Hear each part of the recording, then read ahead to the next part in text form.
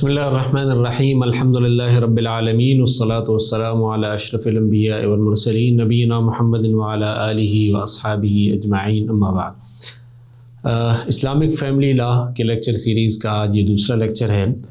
اس lecture کو بہتر طریقے سے سمجھنے کے لیے ویڈیو ڈسکرپشن میں یہ پورے لیکچر کا ٹیکسٹ دیا گیا ہے، اس کا لنک دیا گیا ہے، وہاں سے آپ اس کو دیکھ سکتے ہیں۔ یہ بھی بتانا ضروری ہے کہ یہ جو لیکچر ہے اس کا زیادہ تر مواد ابو زہرا کی کتاب الاحوال الشخصیہ سے اور اس کے ساتھ کچھ دیگر کتابوں سے لیا گیا ہے، لیکن ترتیب ابو زہرا رحمہ اللہ کی کتاب الاحوال الشخصیہ کی رکھی گئی ہے۔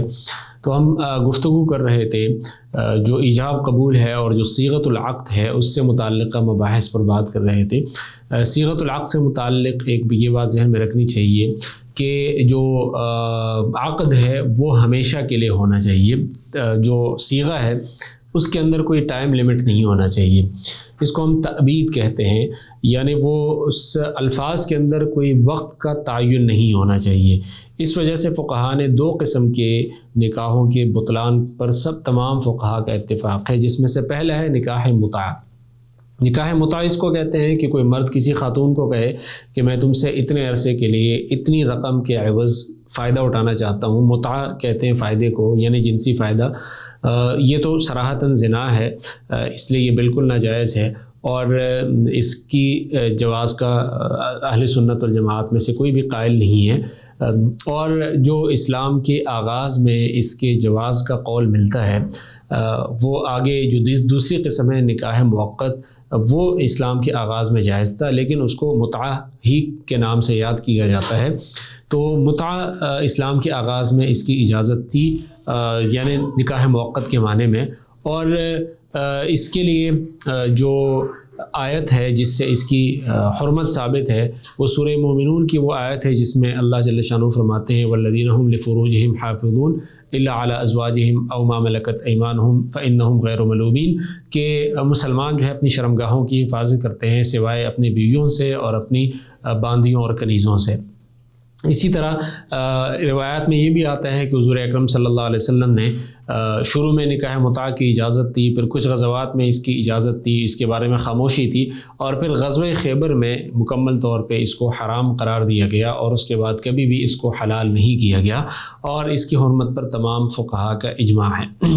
لیکن یہ جو متعہ اسلام کے شروع میں جائز تھا، یہاں پر کچھ لوگوں کو غلط فہمی ہوتی ہے کہ شاید یہ والا متعہ جس کی ہم نے یہاں پہ وضاحت کی، اس کی تعریف بیان کی کہ یہ جائز ہوگا، یہ تو صراحتاً زنا ہے، یہ تو کسی بھی آسمانی دین میں اس کی اجازت نہیں دی جا سکتی، اور اس میں اور زنا میں کوئی فرق بھی نہیں ہے۔ جس متعہ کی اجازت تھی وہ ایک اور قسم ہے جس کو متعہ بھی کہا جاتا ہے، لیکن جہاں پہ متعہ اور نکاح موقت میں فرق کیا جاتا ہے تو دونوں کی تعریف الگ الگ کی جاتی ہے، اور اس کے بارے میں ہم آگے بات کریں گے۔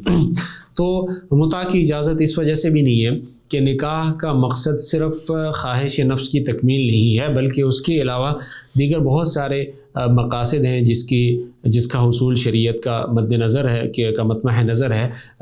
متعہ کے ذریعے ان مقاصد کا حصول نہیں ہوتا، اس لیے یہ جائز نہیں ہے۔ جو دوسری قسم ہے جس کو نکاح موقت کہا جاتا ہے، اور جو اسلام کے آغاز میں اس کی اجازت تھی اور اس کو کبھی کبھار متعہ بھی کہا جاتا ہے، وہ یہ ہے کہ باقاعدہ نکاح ہو، اس کے لیے ایجاب قبول بھی ہو، اور باقی جو نکاح کے شرائط ہے گواہان وغیرہ بھی موجود ہو، لیکن اس کے ساتھ ٹائم لیمٹ ہو کہ اتنے وقت کے لیے نکاح ویلڈ ہے۔ چاہے وہ نکاح کا وقت مختصر ہو جیسے 2 مہینے، چاہے وہ بہت زیادہ لمبا ہو جیسے 30 40 سال 50 سال، دونوں صورتوں میں یہ نکاح باطل ہے، اس کی بھی اجازت بالکل نہیں ہے۔ امام ظفر رحمۃ اللہ علیہ فرماتے ہیں کہ اس صورت میں نکاح درست ہو جائے گا، اور یہ جو شرط لگائی گئی ہے یہ شرط باطل ہے، اس لیے کہ بیع اور نکاح کے اندر یہ فرق ہے کہ اگر بیع کے اندر کوئی شرط فاسد لگا دی جائے تو اس سے وہ بیع فاسد ہو جاتی، اور اگر نکاح کے اندر کوئی شرط فاسد لگا دی جائے تو نکاح بذات خود ٹھیک رہتا ہے، جبکہ وہ شرط فاسد ہو جاتی ہے۔ تو باقی شروط کے ساتھ امام ظفر اس شرط کو بھی اسی کیٹیگری میں داخل کرتے ہیں کہ اس صورت میں بھی نکاح درست ہو جائے گا، اور وہ نکاح ہمیشہ کے لیے ہوگا، اور یہ جو ٹائم لیمٹ کی شرط ہے یہ درست نہیں ہوگی۔ لیکن باقی تمام فقہاء کہتے ہیں کہ نہیں، یہ نکاح بھی باطل ہے، اور یہ ان شرائط میں سے نہیں ہے اور یہ نکاح اس کی اجازت بالکل نہیں ہے، اس لیے کہ اگر مثال کے طور پہ کوئی نکاح کیا گیا 2 سال کے لیے، اب اگر اس نکاح کو 2 سال کے لیے ہی ویلڈ سمجھا جائے تو یہی تو متع ہے، صرف الفاظ نکاح یہاں پہ بیان کیے گئے ہیں، باقی ہے تو یہ متع۔ اور اگر آپ اس نکاح کو ہمیشہ کے لیے جائز سمجھتے ہیں تو اس خاتون نے تو رضامندی کا اظہار 2 سال کے لیے کیا تھا، اب مزید جو 30-40 سال اگر نکاح چلا تو یہ تو خاتون کی رضامندی کے بغیر یہ نکاح چلا، حالانکہ نکاح میں دونوں فریقین کی رضامندی بالکل اسینشل ہے، اس کے بغیر نکاح نہیں ہو سکتا۔ تو اس لیے یہ دونوں صورتیں اس میں یہ نکاح نہیں ہے، اس میں نہ میراث جاری ہوتا ہے، نہ اس میں عدت ہوتی ہے، نہ اس کو ختم کرنے کے لیے طلاق کی ضرورت ہوتی ہے، بلکہ وہ اس وقت کے بعد اس کو خود بخود ختم سمجھا جاتا تھا۔ اس سے یہ دونوں اقسام بالکل باطل ہیں، اس کی قطعاً اجازت نہیں ہے، اور اسلام کے آغاز میں جس نکاح متع کی اجازت تھی وہ یہی نکاح موقت تھا، بل یہ اصطلاحات ایک دوسرے کی جگہ پہ استعمال ہوتی ہیں، اس سے اس کی طرف دھیان رکھنا ضروری ہے۔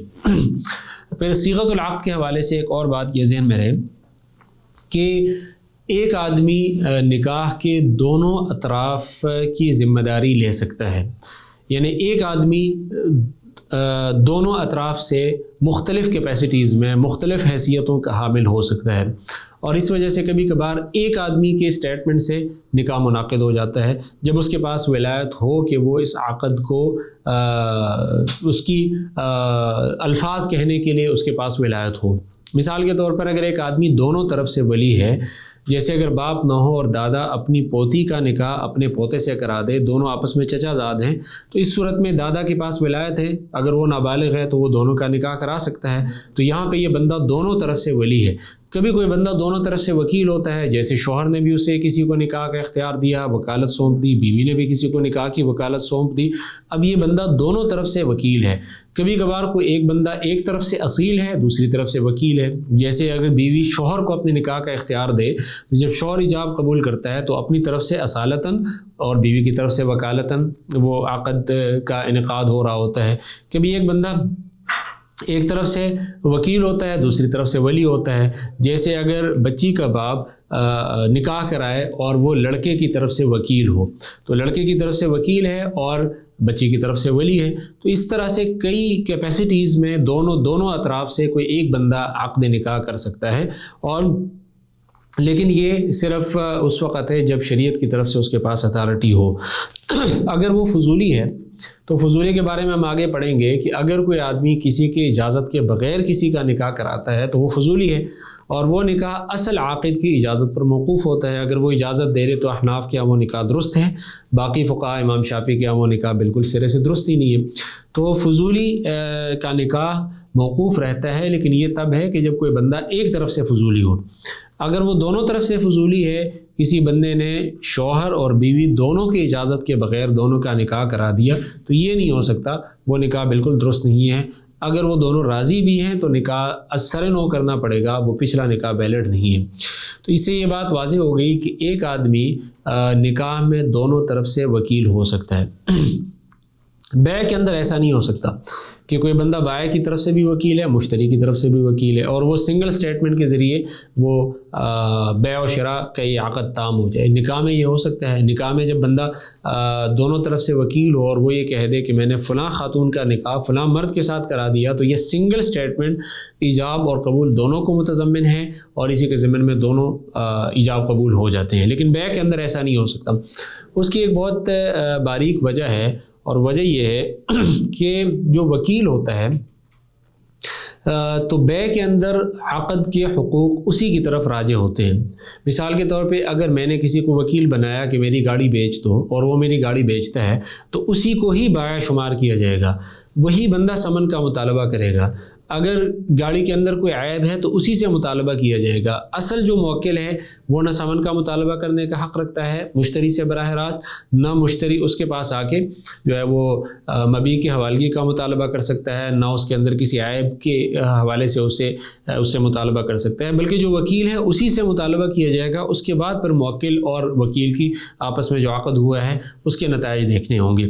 تو بیع کے اندر حقوق العقد وکیل کی طرف راجع ہوتے ہیں، اس لیے اگر ایک بندہ دونوں طرف سے وکیل ہے تو اس کا مطلب یہ ہے کہ وہ بندہ اپنے آپ سے سمن کا مطالبہ کرے گا، اپنے آپ سے مبی کے حوالگی کا مطالبہ کرے گا، اور اس کی صورت میں بعیب کی صورت میں بھی اسی طرح سے مطالبہ کیا جائے گا۔ تو ایک بندہ مطالب اور مطالب تو ہو نہیں سکتا، جبکہ نکاح کے اندر عقد کے حقوق موکل کی طرف راجع ہوتے ہیں۔ جب کوئی بندہ کسی اور کی طرف سے وکیل بن کے نکاح کراتا ہے تو اس کے ساتھ نکاح نہیں ہوتا، بلکہ وہ اس نکاح کی نسبت بھی اپنے موکل کی طرف کرتا ہے، موکل کے ساتھ نکاح ہوتا ہے، مہر کا مطالبہ موکل سے ہوتا ہے، باقی تمام جتنے بھی حقوق ہیں اس کی نسبت موکل کی طرف کی جاتی ہے۔ تو جو وکیل ہے وہ صرف اور صرف ایک سفیر ہے، وہ ایک تعبیر آگے نقل کرتا ہے، اصل نکاح تو عاقدین کا ہو رہا ہوتا ہے۔ تو اس لیے ایک بندہ دونوں طرف سے وکیل کی کیپیسٹی میں پرفارم کر سکتا ہے، جبکہ بیع کے اندر ایسا نہیں ہو سکتا۔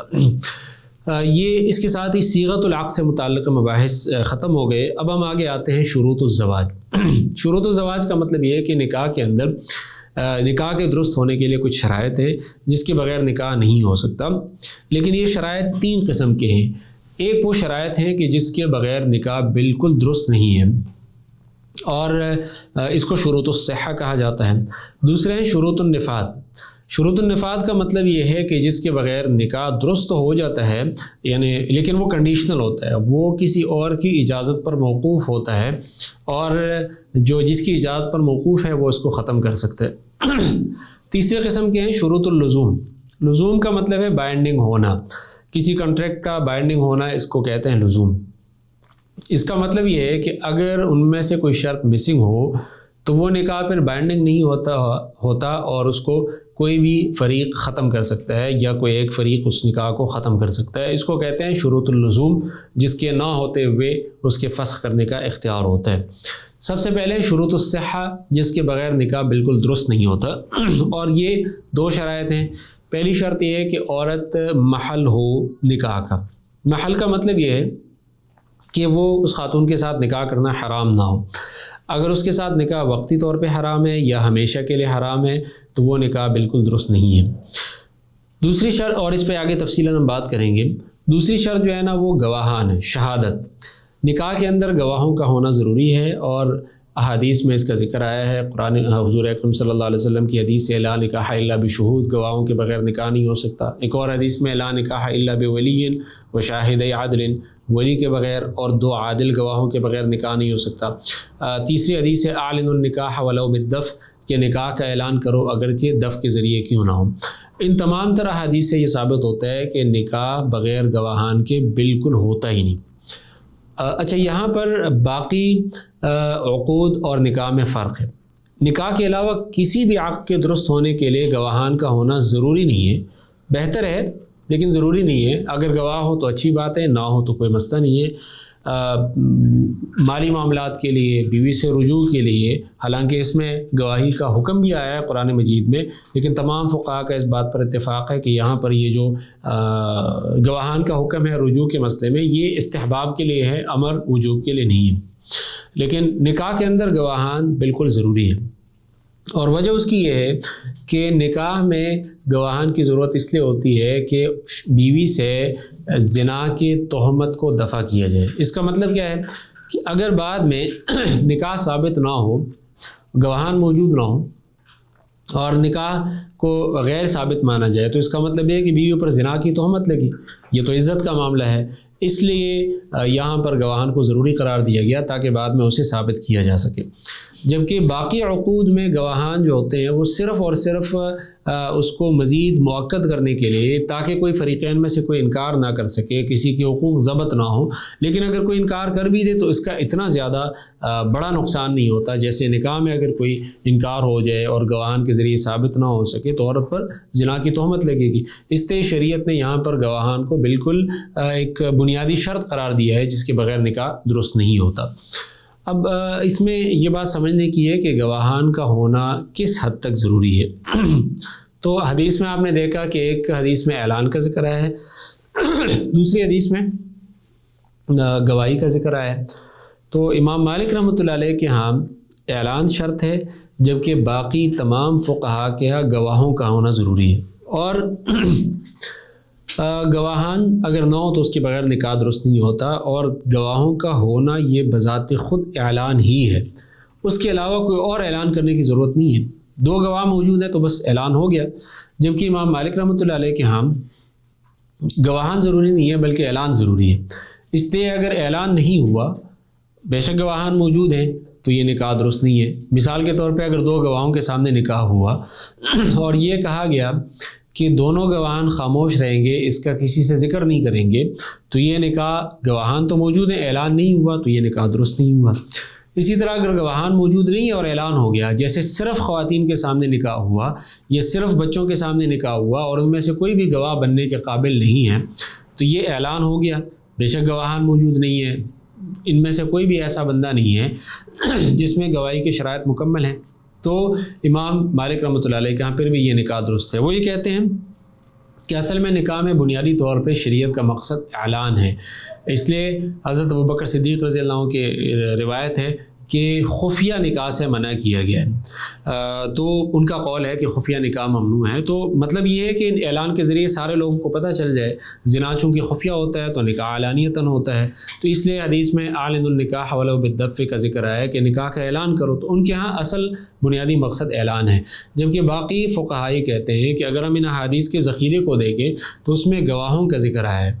ایک اور حدیث میں حضرت ابن عباس رضی اللہ عنہ کی حدیث ہے کہ وہ خواتین جو اپنا نکاح بغیر گواہوں کے کرواتی ہیں تو یہ ایسی خواتین بغایا ہے، بغایا کا مطلب ہے زانیہ ہیں، تو اس میں بہت شدت کی گئی ہے، اس سے گواہوں کے بغیر نکاح ہوتا ہی نہیں۔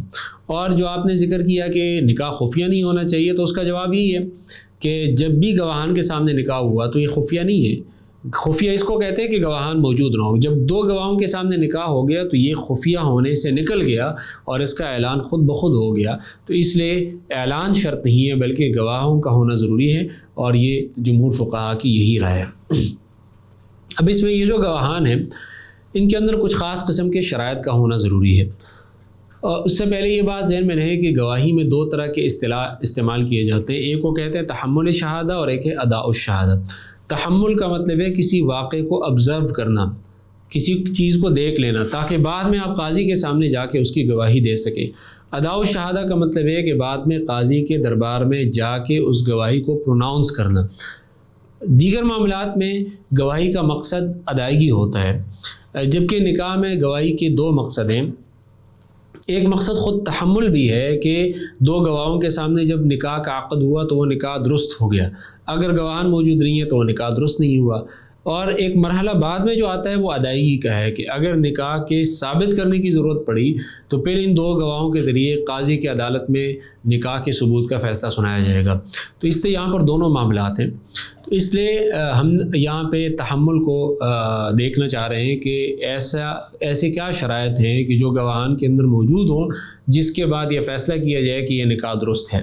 تو اس میں 3 شرائط یہ ہیں کہ عاقل ہو، بالغ ہو، آزاد ہو۔ اس سے اگر گواہان پاگل ہیں، بچے ہیں یا غلام ہیں تو ان کی موجودگی میں کیا گیا نکاح بالکل ویلڈ نہیں ہے۔ یہ 3 شرائط تو ہونا ضروری ہے۔ اس کے علاوہ 4تھی شرط جو ہے وہ یہ ہے کہ گواہان مسلمان ہوں، لیکن یہ شرط تب ہے جب دونوں طرف سے مسلمان عورت کا مسلمان خاتون کے ساتھ نکاح ہو رہا ہے۔ اگر مرد مسلمان ہے اور بیوی ذمیہ ہے، یعنی اہل کتاب میں سے عیسائی ہے یا یہودی ہے، تو یہاں پر یہ بات سمجھنے کی ہے کہ کافروں کی گواہی مسلمانوں کے حق میں قابل قبول ہے، ان کے خلاف قابل قبول نہیں ہے۔ تو نکاح کے بارے میں پریزمپشن یہ ہے کہ نکاح کے ثبوت کی گواہی جب دی جائے تو یہ مرد کے حق میں ہے اور بیوی کے خلاف ہے، اس سے کہ مرد مالک بنتا ہے، بیوی مملوک ہے۔ تو اب یہاں پہ اگر بعد میں اس گواہی نکاح کا انکار کیا جائے گا اور دونوں گواہان نکاح کی گواہی دیں گے تو یہ مسلمان کے حق میں گواہی ہے، اس عیسائیہ یا یہودیہ خاتون کے خلاف گواہی ہے۔ تو چونکہ کافر کی گواہی کافر کے خلاف اور مسلمان کے حق میں ہو سکتی ہے، تو اس لیے اگر کوئی مسلمان مرد کسی کافر عورت کے ساتھ نکاح کرے تو اس میں دونوں گواہان فقہ حنفی کے مطابق ذمی بھی ہو سکتے ہیں۔ 5ویں شرط یہ ہے کہ دونوں گواہان عاقدین کی بات کو سنیں۔ اگر وہ دور سے دیکھ رہے ہیں کہ دونوں عاقدین میں آپس میں کوئی بات چیت ہو رہی ہے تو یہ گواہی درست نہیں ہے، بلکہ اس کے لیے ضروری ہے کہ وہ ان دونوں گواہوں کو، ان دونوں عاقدین کو سنیں کہ وہ کیا کہہ رہے ہیں۔ اسی طرح اس میں عادت بھی ضروری ہے، عادت کا مطلب یہ ہے کہ دو گواہوں کا ہونا ضروری ہے کہ دو مرد ہوں یا ایک مرد اور دو خواتین ہوں. یہ نہیں ہو سکتا کہ ایک مرد کے موجودگی میں کیے گئے نکاح کو درست قرار دیا جائے. اس کے لیے جو گواہی کی کا کم از کم نصاب ہے اس کا ہونا ضروری ہے. یہ تو وہ شرائط تھے جن کا گواہوں میں ہونا ضروری ہے. اب کچھ شرائط ایسی ہیں کہ جن کا گواہوں میں ہونا ضروری نہیں ہے. ان میں سے کچھ اختلافی بھی ہے. جیسے پہلی بات یہ کہ کیا گواہوں کا عادل ہونا ضروری ہے یا نہیں. امام ابو حنیفہ رحمۃ اللہ علیہ کے ہاں گواہوں کا عادل ہونا ضروری نہیں ہے. امام شافعی کے ہاں گواہوں کا ظاہری طور پہ عادل ہونا ضروری ہے. اس لیے کہ امام شافعی کے ہاں اگر فاسق آدمی گواہ بن ہی نہیں سکتا اور اس کی گواہی پر کیا گیا فیصلہ نافذ العمل بھی نہیں ہے، اس سے یہاں پر بھی اگر اس کی گواہی سے نکاح ثابت نہیں ہو سکتا تو اس کا کیا فائدہ ہے. جبکہ امام ابو حنیفہ رحمۃ اللہ علیہ فرماتے ہیں کہ ہم نے صرف ثابت نہیں کرنا بلکہ نکاح کو درست قرار دینا یہ بھی ایک مسئلہ ہے. اور فقہ حنفی کے مطابق فاسق گواہوں کی گواہی پر فیصلہ دینا جائز تو نہیں ہے، لیکن اگر قاضی نے فیصلہ کر دیا تو وہ فیصلہ نافذ العمل ہوگا. فاسق آدمی کو قاضی بنانا بھی درست نہیں ہے، اسے قاضی بنایا گیا تو اس کے فیصلے درست ہوں گے. فاسق آدمی کی گواہی پر فیصلہ دینا بھی درست نہیں ہے، لیکن اگر فیصلہ دیا گیا تو وہ فیصلہ نافذ العمل ہوگا. اس لیے امام ابو حنیفہ رحمۃ اللہ علیہ کے ہاں فاسق آدمیوں کی موجودگی میں نکاح بھی ہو سکتا ہے. بعد میں ثابت کیا جا سکتا ہے یا نہیں ثابت کیا جا سکتا وہ بات کا معاملہ ہے. ابھی ہم نے اس کو دیکھنا ہے کہ وہ نکاح دیانتاً فیما بینہم و بین اللہ درست ہو جائے. اسی طرح یہ بھی ضروری نہیں ہے کہ وہ شاہد گواہ محدود فی القذف نہ ہو. آپ کے علم میں ہوگا کہ جس آدمی کو زنا کی تہمت کی حد لگا دی جائے 80 کوڑے تو ہمیشہ کے لیے احناف کے یہاں اس کی گواہی مردود ہے، بے شک وہ توبہ کیوں نہ کرے. تو نکاح میں یہ ضروری نہیں ہے کہ وہ محدود فی القذف نہ ہو. اگر کسی محدود فی القذف کی موجودگی میں نکاح ہو گیا تو وہ نکاح بھی درست ہے، اس لیے کہ وہ تحمل شہادت کر سکتا ہے نکاح کا. بعد میں قاضی اس کی گواہی پر فیصلہ نہیں دے سکتا، لیکن یہ کم از کم وہ تحمل درست ہے اور وہ نکاح درست ہو جائے گا. تو اس کا یہ ضروری نہیں ہے کہ وہ محدود فی القذف نہ ہو. امام شافعی رحمۃ اللہ علیہ کے ہاں یہ بھی ضروری ہے. ان کے ہاں محدود فی القذف کے ہوتے ہوئے اگر اس نے توبہ نہ کیا ہے تو اس کی موجودگی میں نکاح نہیں ہوگا. اسی طرح اس کا بینا ہونا بھی ضروری نہیں ہے. اگر گواہ نابینا ہو تب بھی نکاح منعقد ہو جائے گا. اسی طرح گواہوں کا مذکر ہونا بھی ضروری نہیں ہے. ایک مرد 2 خواتین کی موجودگی میں بھی نکاح ہو سکتا ہے. تمام خواتین کی اگر ہوئے کوئی بھی ان میں مرد نہیں تھا تو وہ نکاح درست نہیں ہے، لیکن اگر ایک مرد اور باقی 2 خواتین ہیں تو ان کی موجودگی میں بھی نکاح ہو جائے گا. امام شافعی رحمۃ اللہ علیہ کے ہاں خواتین کی گواہی صرف مالی معاملات میں قابل قبول ہے. حدود میں نکاح طلاق میں خواتین کی گواہی قابل قبول نہیں ہے. اس لیے ان کے ہاں یہ بھی ضروری ہے کہ وہ گواہان سارے کے سارے مذکر ہوں. اسی طرح احناف کے ہاں یہ بھی ضروری نہیں ہے کہ گواہوں کی گواہی عاقدین کے حق میں قابل قبول بھی ہو. یہ ضروری نہیں ہے. مثال کے طور پر بیٹے کی گواہی باپ کے حق میں قابل قبول نہیں ہے، اس کے خلاف قابل قبول ہے. اب اگر کوئی ایک آدمی کسی خاتون سے نکاح کرتا ہے اور جو 2 گواہان ہیں وہ مرد کے بیٹے ہیں، تو اب یہ جو دونوں اس کے بیٹے ہیں تو ان کی موجودگی میں کیا گیا نکاح بھی ویلڈ ہے. بعد میں اگر اس کی ثابت کرنے کی ضرورت پڑی تو یہ 2 بیٹے گواہ نہیں بن سکتے، لیکن نکاح درست ہو جائے گا. اسی طرح اگر میاں بیوی نے نکاح کیا، ایک گواہ شوہر کا بیٹا ہے ایک گواہ بیوی کا بیٹا ہے، تب بھی یہ نکاح درست ہو جائے گا. بعد میں یہ نکاح ثابت نہیں ہو سکے گا، اس لیے کہ ان میں سے ان دونوں گواہوں کی گواہی جو ہے نا ایک کے حق میں ہوگی، تو اس سے وہ نکاح درست نہیں ہوگا، وہ قاضی کے ہاں ثابت نہیں ہو سکے گا، لیکن کم از کم وہ نکاح درست ہو جائے گا. پھر سوال یہ ہے کہ اگر یہ نکاح درست ہو گیا بعد میں ثابت کیسے کریں گے؟ اس کا جواب یہ ہے کہ فقہ کے اندر کچھ معاملات ایسے ہیں کہ جس میں کسی مشہور بات پہ بھی گواہی دی جا سکتی ہے. جیسے کوئی آدمی مر گیا، اب وہ گواہی دیتا ہے کہ وہ فلاں تاریخ کو یہ آدمی مرا تھا. ضروری نہیں ہے کہ اس نے خود اس کو مرتے ہوئے دیکھا ہو، بلکہ لوگوں میں مشہور ہے کہ یہ فلاں تاریخ کو اس کا انتقال ہوا تھا. اسی طرح نسب کا معاملہ ہے کہ فلاں بچہ فلاں کا بیٹا ہے، اس کے لیے ضروری نہیں ہے کہ وہ اس کی ولادت کے وقت موجود ہو، بلکہ اگر بات مشہور ہے تو اس کے مطابق وہ گواہی دے سکتا ہے. اسی طرح نکاح میں بھی تسامع اس کو کہتے ہیں کہ لوگوں سے جو بات سنی گئی ہے جو مشہور ہے اس کی بنیاد پہ آگے گواہی دی جا سکتی ہے. اس لیے ہم نے ہمارا جو مطمح نظر ہے وہ نکاح کو ثابت کرنا صرف نہیں ہے بلکہ یہ بھی دیکھنا ہے کہ وہ نکاح عند اللہ درست بھی ہو. تو اس لیے اس کے ہاں اس کے لیے گواہوں کے اندر ان شرائط کا ہونا ضروری ہے جس کا پہلے ذکر کیا گیا. اور یہ جو 5-6 شرائط ہیں ان کا ہونا فقہ حنفی کے مطابق ضروری نہیں ہے. امام شافعی کے ہاں بہت سارے شرائط ان کے ہاں ضروری ہیں. تو یہ نکاح گواہوں کے اندر شرائط تھے. یہ بات ذہن میں ہے کہ نکاح کے درست ہونے کے لیے جو گواہان کی شرط ہے اس کا مطلب یہ نہیں ہے کہ باقاعدہ کسی کو گواہ کا ٹائٹل دیا جائے بلکہ اس مجلس میں جہاں پہ میاں بیوی کا نکاح ہو رہا تھا میاں بیوی کے علاوہ کوئی بھی 2 ایسے لوگ ہیں جن کی موجودگی میں نکاح ہو سکتا ہے جو کہ گواہ بن سکتے ہیں تو وہ نکاح درست ہوگا. اس کے لیے باقاعدہ یہ ضروری نہیں ہے کہ اس کو بتایا جائے کہ تم گواہ کی کیپیسٹی میں یہاں پر بیٹھے ہوں. تو جو نکاح پڑھانے والا ہے وہ بھی گواہ ہو سکتا ہے. جب میاں بیوی موجود ہیں عاقدین موجود ہیں تو وہ بھی گواہ ہو سکتا ہے. اسی طرح اگر لڑکی خود موجود ہیں اور وہ حجاب قبول کر رہی ہے تو اس کا والد گواہ ہو سکتا ہے. اسی طرح شوہر اگر موجود ہے تو اس کا والد گواہ ہو سکتا ہے. تو گواہان کے اندر یہ ضروری نہیں ہے کہ اس کو باقاعدہ گواہ کا ٹائٹل دیا جائے بلکہ اگر کوئی لوگ موجود ہیں تو وہ نکاح درست ہو جائے گا.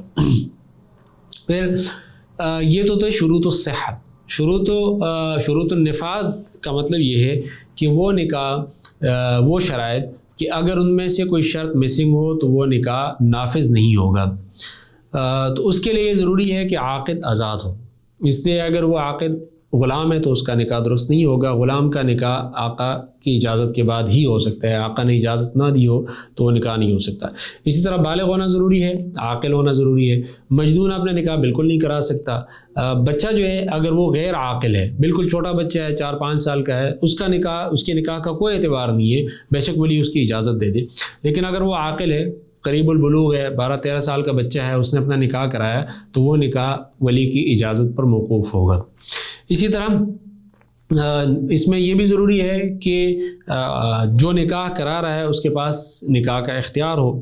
یا تو وہ اپنے لیے نکاح کرا رہا ہو یا وہ اپنے کسی زیر ولایت کسی اور شخص کے لیے نکاح کرا رہا ہو. جیسے باپ اپنی چھوٹی بچی کا یا نابالغ بچے یا بچی کا نکاح کرا سکتا ہے. کوئی بھی ولی نابالغ بچے یا بچی کا نکاح کرا سکتا ہے. تو یہ بھی ضروری ہے. اب اگر جس آدمی کے پاس ولایت نہ ہو تو اس کا کیا گیا نکاح موقوف ہے. جس کا نکاح کیا گیا ہے اس کی اجازت پر. مثال کے طور پہ کسی فضولی نے کسی کا نکاح کرایا اس کی اجازت کے بغیر تو اس کی اجازت پر موقوف ہے. اگر اس نے اجازت دے دی تو نکاح درست ہوگا ورنہ تو ختم ہو جائے گا. اسی طرح اگر باپ نے اپنی بچی کا نکاح جو کہ بالغ ہے یا بالغ بچے کا نکاح ان کی اجازت کے بغیر پڑھا دیا تو وہ بھی ان کی اجازت پر موقوف ہوگا. اس میں یہ بات ضمنی طور پہ آ گئی کہ کیا خاتون اپنا نکاح خود کرا سکتی ہے, یعنی شوہر باپ تو اس کا نکاح اس کی رضامندی کے بغیر نہیں کرا سکتا. تو اس پر ہم آگے انشاءاللہ تفصیلاً گفتگو کریں گے. تو یہ جو شرائط ہیں اگر یہ موجود نہ ہو تو نکاح نافذ نہیں ہوگا بلکہ وہ کسی کی اجازت پر موقوف ہوگا. تو یہ شروط النفاذ ہے. تیسری جو شرائط کی کیٹیگری ہے وہ شروط اللزوم ہے. لزوم کا مطلب یہ ہے کہ اس کے بغیر کیا گیا نکاح بائنڈنگ نہیں ہے. ویسے اصولاً عقد نکاح بائنڈنگ کانٹریکٹ ہے جس کو کوئی بھی عاقد ختم نہیں کر سکتا. جس طرح بیع ہے وہ بائنڈنگ ہے, اسی طرح اس کو بھی یک طرفہ طور پہ ختم نہیں کیا جا سکتا عقد النکاح کو. اور جو طلاق ہے وہ نکاح کو ختم کرنا نہیں ہے شروع سے, یعنی وہ ارتفاع العقد نہیں ہے بلکہ جو نکاح ہے وہ انہاء العقد ہے. یعنی اس کے ذریعے عقد نکاح اپنے منطقی اختتام تک اور نتیجے تک پہنچتا ہے.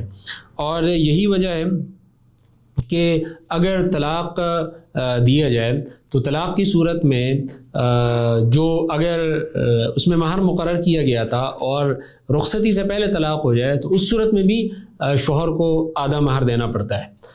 تو اس کا مطلب یہ ہے کہ نکاح کو شروع سے نہیں ختم کیا جاتا بلکہ وہ اپنے اختتام کو پہنچتا ہے. تو نکاح کو ایسا عقد نہیں ہے جس کو بالکل اصلاً ختم کیا جا سکے بلکہ وہ دونوں فریقین پر یہ بائنڈنگ ہے جن میں سے کوئی بھی اس کو یک طرفہ طور پہ فسخ نہیں کر سکتا. لیکن کبھی کبھار کچھ شرائط ایسی ہیں جس سے رضامندی متاثر ہوتی ہے تو اس کے نہ ہونے کی وجہ سے کسی ایک فریق کے پاس اس نکاح کو ختم کرنے کا اختیار ہوتا ہے. اس کے یہ مختلف صورتیں ہیں. اس سے پہلے یہ بات ذہن میں رہے کہ جو فاقد الاہلیہ ہے, فاقد الاہلیہ کا مطلب ہے جس کے پاس اہلیت نکاح نہیں ہے, جیسے مجنون ہے, جیسے بچہ یا بچی ہے. ان کا نکاح ان کا ولی کرا سکتا ہے۔ اب اگر بچے یا بچی یا مجنون کا نکاح ان کا ولی کرائے گا تو باپ دادا اگر اپنے بچوں کا نکاح کرا دے یا اپنے مجنون بیٹے کا نکاح کرا دے تو اس نکاح کو فسخ نہیں کیا جا سکتا۔ شوہر یا بیوی اس کو فسخ نہیں کر سکتی، نہ مجنون اس کو فسخ کر سکتا ہے۔ لیکن اگر باپ دادا کے علاوہ کسی اور نے نکاح کروا دیا تو کسی اور کا بھائی نے نکاح کیا یا چچا نے نکاح کروایا تو اس نکاح کو بچہ یا بچی بلوغت کے بعد اور مجنون افاقے کے بعد اس کو فسخ کر سکتا ہے۔ تو اس کا مطلب یہ ہے کہ نکاح کے درست ہونے کے لیے یہ شرط ہے، لازم ہونے کے لیے، کہ اگر باپ دادا کے علاوہ کسی اور نے بچے کا یعنی بچے ہیں تو اس کے لیے ضروری ہے کہ باپ دادا نے نکاح کروایا ہو۔ باپ دادا کے نکاح کو وہ نہیں فسخ کر سکتے، اس کے علاوہ کسی اور ولی کے نکاح کو وہ بلوغت کے فوراً بعد فسخ کر سکتے ہیں۔ تو پہلی شرط یہ ہے کہ جس نے فاقد الاہلیہ یا ناقص الاہلیہ کا نکاح کروایا ہے وہ باپ دادا کے علاوہ کوئی اور نہ ہو۔ اگر کوئی اور ہو تو اس نکاح کو فسخ کیا جا سکتا ہے۔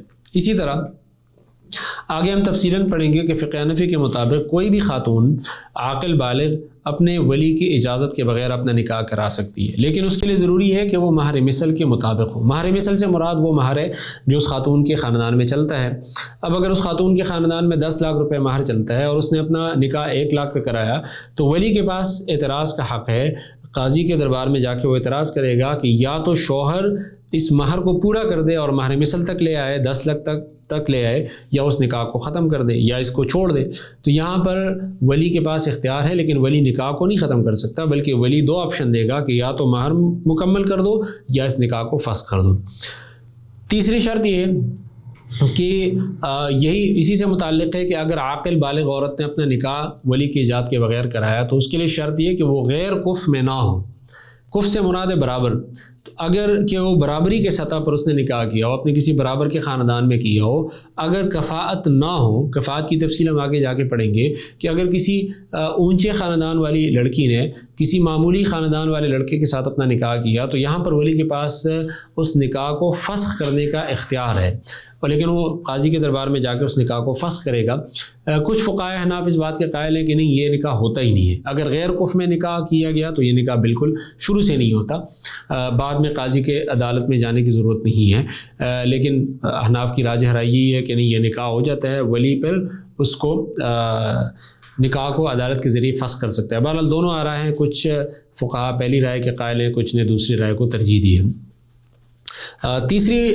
چوتھی شرط یہ ہے کہ کفاءت کے حوالے سے کوئی دھوکہ نہ دیا گیا ہو یا نکاح میں کوئی غلط بات نہ کی گئی ہو۔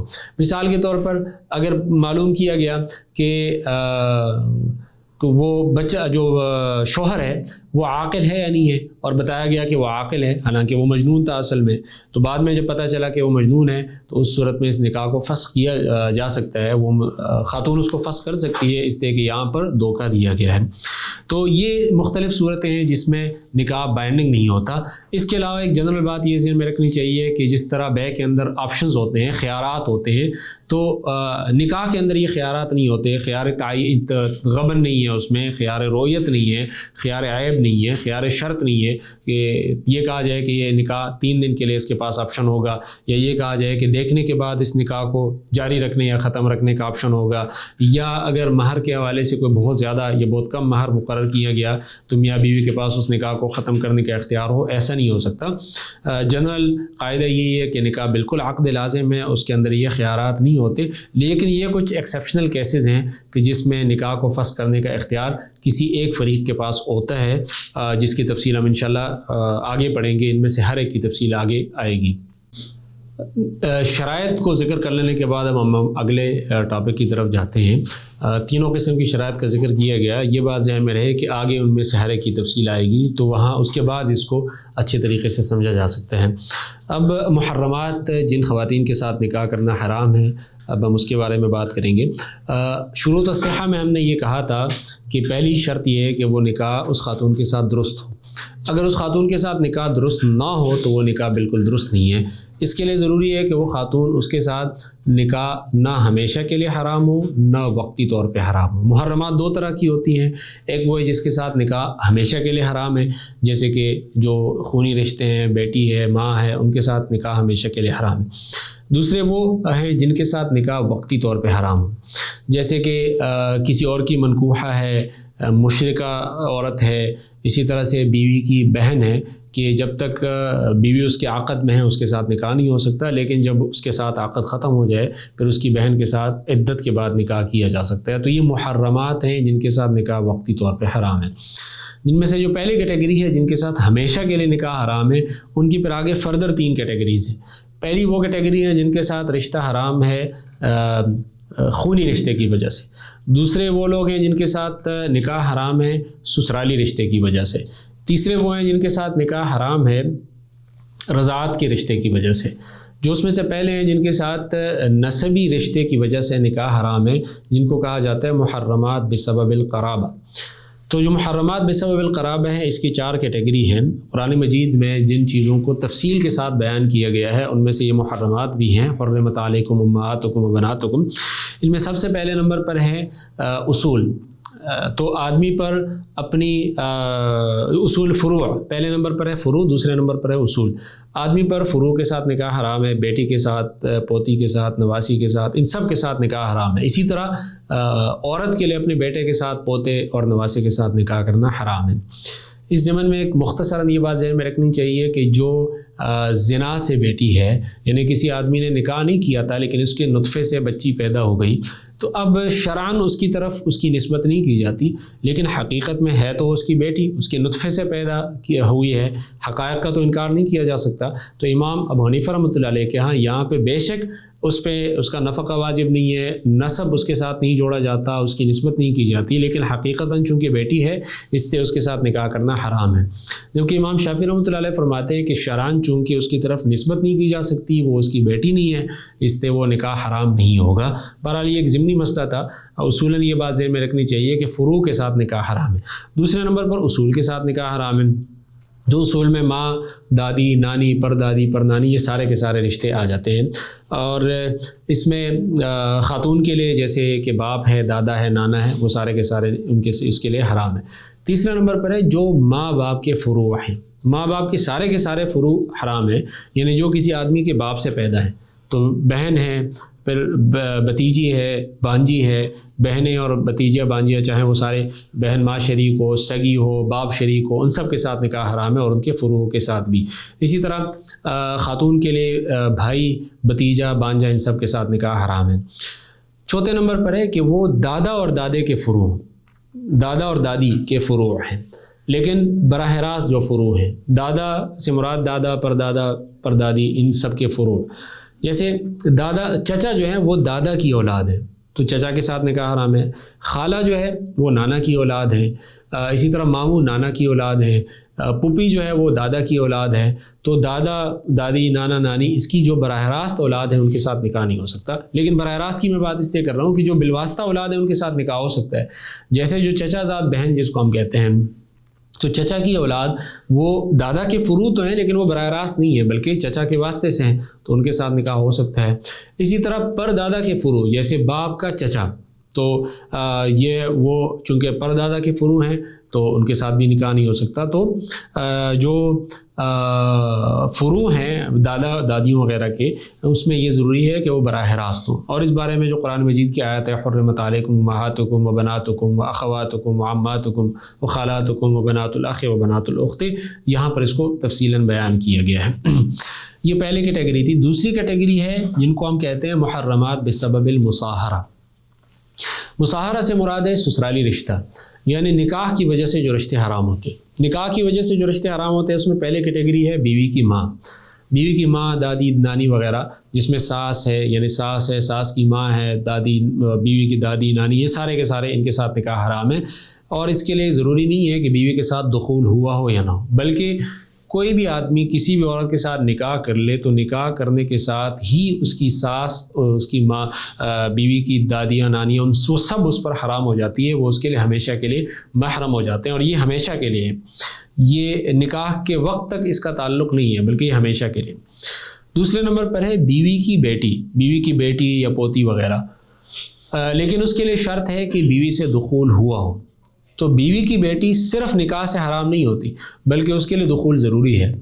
یعنی جس کو ہم ربیبہ کہتے ہیں، ربیبہ کا مطلب ہے کہ بیوی کی کسی اور شوہر سے بیٹی ہے. اب اگر کسی آدمی نے کسی خاتون کے ساتھ نکاح کیا، اب اس کی بیٹی سے نکاح کر سکتا ہے نہیں. تو اگر صرف نکاح کیا، ابھی خلوت یا دخول نہیں ہوا، تو اس کی ماں کو طلاق دے کر اس کی بیٹی سے نکاح کر سکتا ہے. لیکن اگر اس نے بیوی سے دخول کیا تھا پھر وہ اس پر ہمیشہ کے لیے حرام ہو جاتی ہے. تو یہ والی جو ربیبہ ہے یہ دخول سے ہمیشہ کے لیے حرام ہوتی ہے، نکاح سے حرام نہیں ہوتی. قرآن مجید کی آیت ہے وَرَبَائِبُكُمُ اللَّاتِي فِي حُجُورِكُم مِّن نِّسَائِكُمُ اللَّاتِي دَخَلْتُم بِهِنَّ، کہ وہ تمہاری وہ ربیبہ جن کی ماؤں کے ساتھ یعنی اپنی بیوی کے ساتھ تم نے دخول کیا ہو. اگر دخول نہ کیا ہو تو ان کے سے اس کے ساتھ نکاح حرام نہیں ہے. یہاں پہ حجورکم کا لفظ آیا جو تمہاری پرورش میں ہے.